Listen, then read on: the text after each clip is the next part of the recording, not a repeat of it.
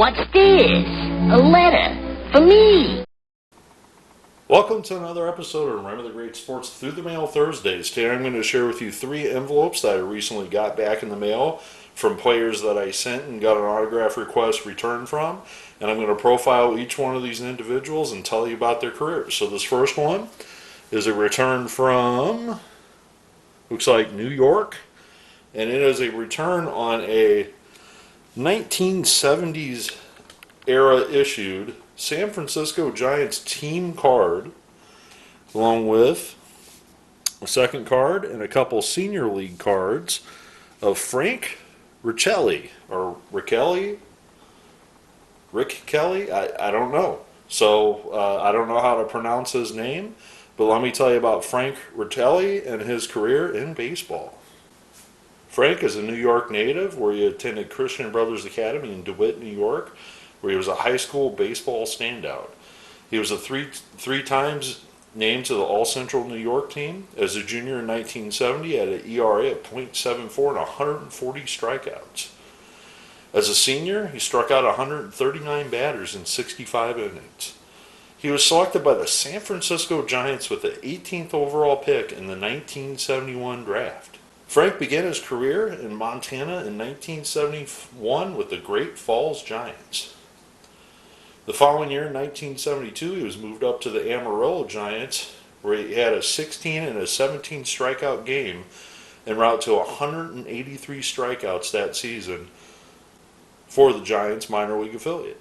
Frank would toil his way through the minor leagues, and in 1975, he won 14 games in Double-A for the Giants Double-A affiliate. And then the following year in 76, he would be promoted to AAA, where he would start 30 games for their AAA affiliate before being called up to the major leagues and making his major league debut on September 11th, 1976 at the age of 23. He would finish out the 1976 season, appearing in 4 games for the Giants in their major league club. Well, the following year in 1977, the Giants would return him to AAA, where he would start 27 games and post an 8-9 record in 1977. Well, at the conclusion of the 1977 season, the Giants would make a trade to get Jim Dwyer from the St. Louis Cardinals. Frank would start the year in 1978 with the Cardinals. However, he would wind up being traded later in June of 1978 to the Houston Astros. So combined between the Cardinals and the Astros AAA affiliate in 1978, he would post a 12-10 record. Well, the Astros would call him up, and he would actually appear in 2 games to finish out the 1978 season with the Astros. Well, in 1979, things kind of went south. The good news is Frank made the Major League club with the Astros, but after appearing in just 11 games, he had an arm injury. Well, that arm injury required him to sit out the entire 1980 season, where he required Tommy John surgery to repair his problem with his pitching arm. Well, the Astros didn't have a lot of faith in him, and they actually released him from his contract in 1980 during the time that he was recovering. Really nice of them to do that. And he tried to come back the following year in 1981, and his comeback was with the Pittsburgh Pirates in their minor league system. And unfortunately, after just 3 games, he had to shut it down in 1981. Well, he tried to do it one more time in 1982, and he signed with the Toronto Bluejays, and in their AAA affiliate, he appeared in just 3 games before hanging up the cleats officially at the age of 29 from Major League Baseball. Unfortunately, Frank was a big prospect, as you can see, a left-handed pitcher, and he was actually drafted ahead of Mike Schmidt and George Brett in that draft. So that tells you how serious the Giants were about drafting him as their number 1 choice. Unfortunately, some arm troubles derailed his career, but as you can see, after he retired, he went on to go play in the senior league, another comeback, I guess you would say, playing in the senior league, and he played a couple seasons in the senior league, and that's when he officially quit pitching. So After his career, he moved back to New York. Not really sure what he did post-playing career. However, I'm very happy to add this autograph to the collection, especially this oversized team-issued photo card from the 1970s. I don't have this entire set, but I'm really close. I want to say there was a couple missing, like Jack Clark was missing out of the set, possibly the Willie McCovey. So I basically have all the common guys out of the set. I just don't have the big names out of the set. So we'll move on to the next one. All right, this next one is postmarked from Florida. And it is from former Toronto Blue Jay great Jim Clancy on 1, 2, 3, and of course his oversized Action All-Star as well. So let me tell you about Jim Clancy. I covered his head up there. Let me tell you about Jim Clancy and his career in baseball. Jim Clancy grew up in Illinois and attended high school at the south side of Chicago, and he was drafted in the 4th round by the Texas Rangers in the 1974 MLB draft. Clancy was immediately assigned to the rookie level baseball level of the Gulf Coast League for the Rangers, where he posted a 3-3 record and 2.72 ERA in 9 starts.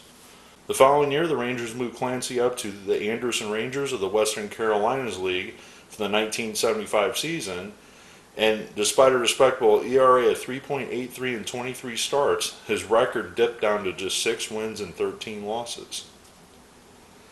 In 1976, he moved to the San Antonio affiliate of the Texas League for the Rangers.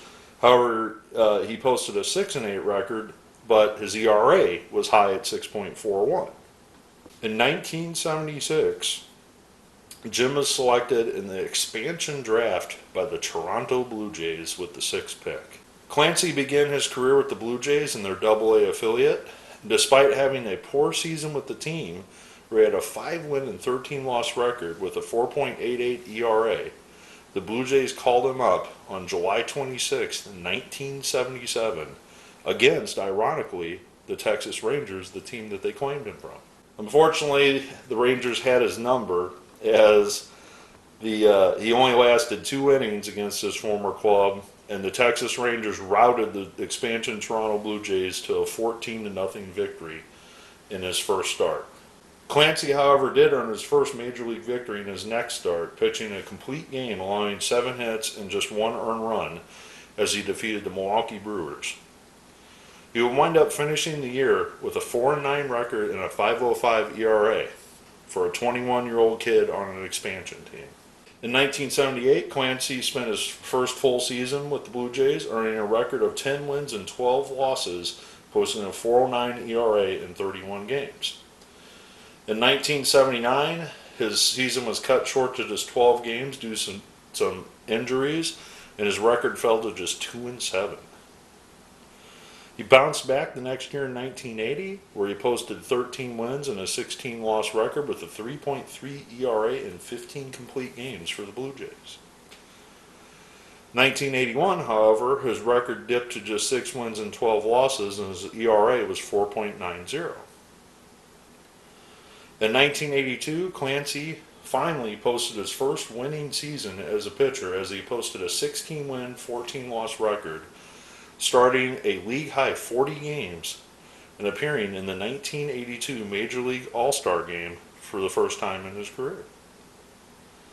Clancy had another solid season in 1983, compiling a record of 15-11 with a 3.91 ERA, as the Blue Jays had their first ever winning season as a club, with Clancy in the rotation. However, 1984, he would win 13 games, and unfortunately his losses would outweigh his wins, where he would go 13-15, and his ERA would be 4.64 in 36 starts. 1985, unfortunately, the injury plague came back. However, he earned a 9-6 record, despite his season being cut short with a 3.7 ERA, as the Blue Jays made the postseason for the first time. In 1986, he went an even 500 with a 14-win, 14-loss record and a 3.94 ERA. And in 1987, he found his winning form back, where he posted a 15-win and 11-loss record with a 3.54 ERA for the Blue Jays in 1987. In 1988, his record was 11 wins and 13 losses and a 4.49 ERA. After the 88 season, Clancy decided to sign with the Houston Astros. You can see there, him as an Astro. That's 1990, but after signing with the Astros, he would post just a 7-win, 14-loss season with the Astros that year. The following year, in 1990, the Astros decided to move him to the bullpen, where he would post a 2-8 record with a 6.51 ERA, and this is after a short demotion to AAA. In 1991, he spent effectively the entire season working out of the bullpen, but this time he actually had a 2.78 ERA and 5 saves.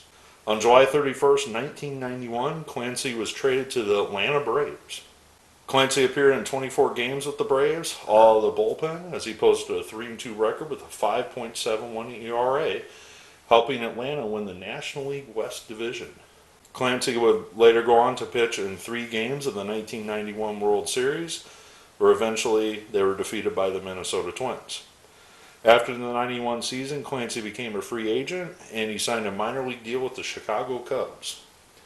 He never made it out of spring training with the club, and he decided to retire from baseball in 1992 as a Chicago Cub. In total, Jim Clancy made it to the major leagues when he was just 21 years old. He played from 1977 to 1991, parts of all those seasons in the major leagues, for a total of 15 years in the major leagues. That included 1 All-Star appearance in 1982. He appeared in 472 games as a pitcher, starting 381 of them, with a lifetime win-loss record of 140 wins and 167 losses. So very happy to add Jim Clancy to the collection on the oversized Action All-Star here. I kind of semi-collect these oversized cards. They're always fun to collect.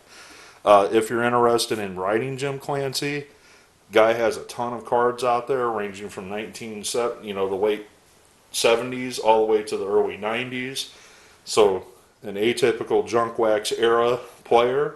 So he has millions of cards out there. So I, strongly urge you, if you get a chance, definitely stick a few in the mail and ask him to sign them. So we'll move on to the next one. All right, so we got one more final one, and that is a return from former Minnesota Twin, Rookie of the Year, co-Rookie of the Year, John Castino on 1, 2, 3, and a 4th. But unfortunately, he signed the back of this card over the baseball. Not really sure why he did that, but I've had a couple people do that to me. For some reason, they don't sign the front, but they sign the back of this, and I don't know what that's about. But I obviously sent him the Minnesota Twins all-time Hero Dex card. Would have looked better signed on the front, in my opinion, than on the back. But let me tell you about John Castino and his career in baseball. John Castino was a Illinois native who played his high school baseball in Illinois, however played at Rollins College in Winter Park, Florida. Castino was considered the best player ever to play at Rollins College. He was selected in the 3rd round of the 1976 draft by the Minnesota Twins. After signing professionally, Castino would be assigned to the Twins single-A affiliate, where he would appear in 65 games, posting a .286 batting average and hitting 6 home runs. Next year, he would start out in A-ball, but would split time between A-ball and AA for the Twins, where he would appear in a combined 108 games, and he would crack 18 home runs for the Twins single-A and AA affiliate, posting a .288 batting average. Not bad for a third baseman, second baseman type. Well, in 1978, he would begin the full season in AA, and he would spend the entire 1978 season in AA, posting a .275 batting average and 11 home runs. Well, going into spring training in 1979, despite never playing a game in AAA, John Castino won the opening day position on the Minnesota Twins. Castino would appear in 148 games for the Twins that year, posting a .285 batting average and hitting 5 home runs, becoming the co-rookie of the year with Alfredo Griffin that year. The voting for the rookie of the year had a tie, so John Castino and Alfredo Griffin were the rookie of the year that year in the American League. Castino would follow up the 1979 season with a great season in 1980, having appeared in 150 games, batting a sparkling .302 and hitting 13 home runs for the Twins. In 1981, he would appear in 101 games, posting a .268 batting average, and he would lead the league in triples. However, his home run totals did drop a little bit. 1982, he would appear in 117 games, posting a .241 batting average and hitting just 6 home runs. The following year, in 1983, he would appear in 142 games for the Twins, posting a .277 batting average and hitting 11 home runs. Unfortunately, there was some chronic back pain that kept bothering John, and his career was cut short because in 1984 he had a fused disc in his back. He only played through May of 1984, and despite trying to make a comeback, John Castino never played in a game after May 7th, 1984. So a serious injury was so serious that at the age of 29, despite being Rookie of the Year and being one of the best, second baseman, third baseman in the game, Castino had to hang up the cleats and no longer play baseball at just a young age of 29. After his playing career, Castino went back to college, actually, to finish his degree, and later became an investment advisor. In 2010, the Minnesota Twins recognized John Castino as one of the top 50 players in Minnesota Twins history. So, in closing, I'm very happy to add Mr. Castino's autograph to the collection. Even though he signed the back, that's fine. I guess it is what it is. Would have liked to have it on the front, but, whatever, not a big deal. I also want to thank Mr. Clancy for signing his cards, including another oversized card here. I have to zoom out for all these cards. And I also want to thank Frank Riccelli. Apologize if I'm saying that wrong. For signing his oversized team issued card along with a couple senior league cards and an original Topps. I hope you enjoyed this video. I really enjoyed sharing these with you. I hope you learned a little bit about some players from the 1970s and 80s, and in Clancy's case through the 90s, that maybe you did not know about. I look forward to your comments below, and as always, happy collecting.